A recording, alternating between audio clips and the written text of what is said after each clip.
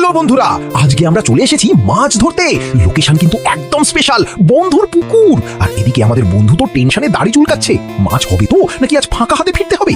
ওইদিকে দেখো, পুকুর পাড়ে ছোট্ট একটা হাঁসের ফার্ম। আর এই যে হাসিটা দেখছো, একদম খুশিতে আত্মহারা। এবার শুরু হলো আসল কাজ, টোপ বানানো। আমাদের মাস্টারদা ময়দার মধ্যে দিয়ে দিল পিঁপড়ি ডিম, ভালো করে মেখে নিল। তারপর আমাদের মোটাদা একটু ঠান্ডা জল এনে দিল, খেয়ে একদম ফ্রেশ।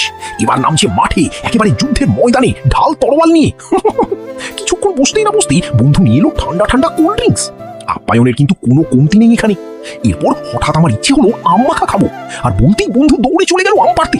দেখো তো কতগুলো আম পেরেছি। ওহো, এবার ভালো করে ধুয়ে নিলাম। আমাদের মোটাদা শুরু করে দিল খোসা ছাড়ানো। তারপর শুরু হলো আম ঘষা, কিন্তু ঘষতে ঘষতে তো ওর অবস্থা খারাপ। হাহা, অবশেষে ঘষা শেষ, এবার মাখার পালা। কাঁচা লঙ্কা, শুকনো লঙ্কা, একটু নুন আর সামান্য চিনি সব একসাথে মিশে তৈরি হলো একদম টক ঝাল আম মাখা। এরপর কেটে নিয়ে এলাম কলা পাতা, ওই কলা পাতার উপর আম মাখা, একদম জমে ক্ষীর।